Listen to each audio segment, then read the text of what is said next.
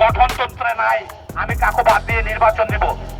দিনাজপুর জেলা মোটর পরিবহন শ্রমিক ইউনিয়নের 1167 গঠনতন্ত্রে কোথাও লেখা ছিল না যে আমরা 2000 শ্রমিক নিয়ে যাই আওয়ামী লীগের সাথে যোগ দিব, এটাও কথা লেখা ছিল না।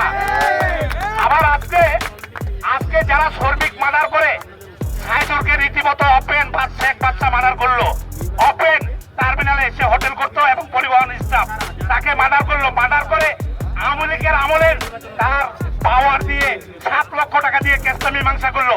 তারাই আজকে আবার শ্রমিকের নেতৃত্ব দিতে আসতেছে। আপনারা চিন্তা করতে পারেন সেই সময় আওয়ামী লীগকে তারা করছে, এখন বিএনপি আছে তারা এটা করতে চাচ্ছে। আমরা কি এটা হতে দিতে পারি ভাই? না, আমরা পারি না। তারপরে আরো একটা কথা হচ্ছে, সেটা হচ্ছে যে ওনারা গঠনতন্ত্র দেখায় বারবার। আমাদের আইপ্যাক সাহেব কায়েম ভাই বারবার গঠনতন্ত্র দেখায়, গঠনতন্ত্রের কথা লেখা নাই 2000 শ্রমিককে নিয়ে যায় আওয়ামী লীগে যোগ দিবে।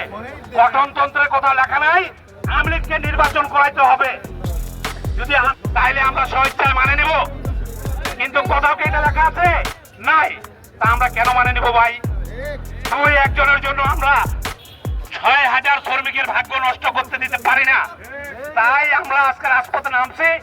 এসপি সাহেব, ডিসি সাহেব, এমপি সাহেবের কাছে আমাদের আকুল আবেদন যে শেখ বাদশাকে অবিলম্বে গ্রেফতার করে দিনাজপুর জেলা মোটর পরিবহন শ্রমিক ইউনিয়নে সুষ্ঠুভাবে সুষ্ঠু একটা নির্বাচন উপহার দিয়ে তারা অহংকারিত হয়ে থাকুক, এটাই আমাদের দাবি। আর কিছু বলার নাই।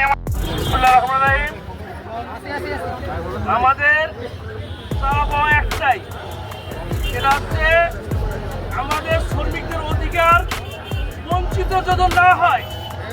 আজকে আমরা আওয়ামী ফ্যাসিবাদ রাজনৈতিক নেতৃত্ব আসে, আমাদের সরকার থেকে যে সহযোগিতা আপনার আজকে আওয়ামী লীগের ফ্যাসিবাদরা নির্বাচন করে যদি নেতৃত্ব আসে, এখানে আমাদের শ্রমিকরা সরকারি বহুত অনুদান থেকে বঞ্চিত হবে। আমরা এই লক্ষ্যে আওয়ামী ফ্যাসিবাদ রাজন দিনাজপুর মোটর পরিবহন শ্রমিকরা ভোট না করতে পারে, কারণ আওয়ামী ফ্যাসিবাদের নেতৃত্ব আসে আমাদের শ্রমিকদের যে সরকারি যে অনুদান, সরকারি যে তহবিল থেকে যে অনুদানগুলো, এই যে সব থেকে বঞ্চিত হবে। আওয়ামী লীগের ফ্যাসিবাদরা আমাদের সরকারি দলের কাছ থেকে কোনো শ্রমিকদের অনুদান দিতে পারবে না। সেই ক্ষেত্রে আমরা চাই দিনাজপুর মোটর পরিবহন শ্রমিক ইউনিয়নের ভাগ্য, দিনাজপুর মোটর পরিবহন শ্রমিক ইউনিয়নের শ্রমিকদের ভাগ্যজন সরকার থেকে অনুদান দিতে পারি। আমরা সরকার থেকে যেমন আমাদের চিন্তা চেতনা আছে, এই সরকারের মাধ্যমে এমপি মহোদয়, মন্ত্রী মহোদয়, প্রধানমন্ত্রীর মাধ্যমে আমরা একটাই আমাদের শ্রমিক ইউনিয়নের জায়গা আছে এবং আমরা একটা হাসপাতাল করার চিন্তা আছে আমাদের। এটা করতে গেলে এই আওয়ামী ফ্যাসিবাদরা যদি নেতৃত্বে আসে, এরা কিছু করতে পারবে না, কারণ আওয়ামী লীগের দালাল, নেতৃত্বে কিছু করার নাই। আমাদের একটাই দাবি, শ্রমিকদের সাথে, শ্রমিকদের উন্নয়নের সাথে আওয়ামী ফ্যাসি মুক্ত দিনাজপুর মোটর পরিবহন শ্রমিক ইউনিয়নে ভোট চাই। কারণ আওয়ামী ফ্যাসিবাদরা যদি এখানে নেতৃত্ব আসে, আমাদের শ্রমিকদের ভাগ্য নষ্ট হবে, কারণ এদের চাওয়া পাওয়া থাকবে না সরকারের কাছে। কেন আওয়ামী লীগের নেতা কর্মীকে যায় সরকারের কাছে কিছু পাবে না, আমাদের নেতৃত্ব আসতে যাচ্ছে। এটা কি ঠিক? দেশ কি আমরা স্বাধীন করলাম কি নয়? আওয়ামী ফ্যাসিকরা নেতৃত্ব দিবে আর আমরা ছাত্র জনতার মার্ডার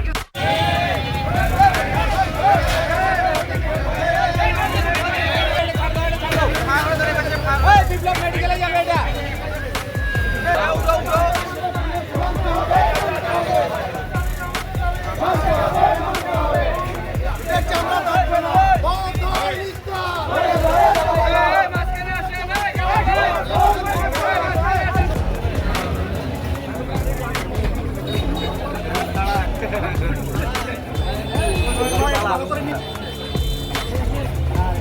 সামনে দাঁড়ান না, শ্রমিকগুলো সামনে দাঁড়ান।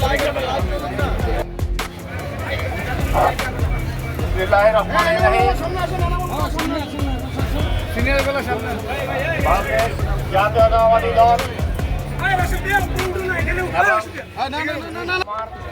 রাষ্ট্রীয় শ্রমিক নেতাকর্মী ভাইরা, আসসালামু আলাইকুম। আজকে আমরা রাজপথ বেছে নিয়েছি। এই রাজপথেই আমাদেরকে মুক্তি দিতে পারে। এ পর্যায়ে আমি আপনাদেরকে জানাতে চাই, আজকের এই সড়ক অবরোধ আমাদের আন্দোলনের একটি অংশ।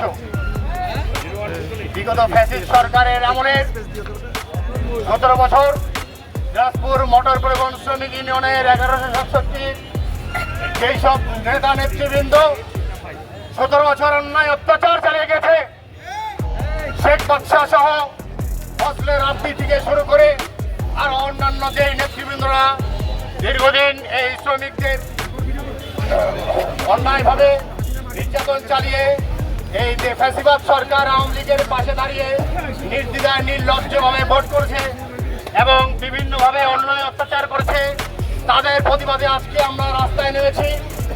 আপনারা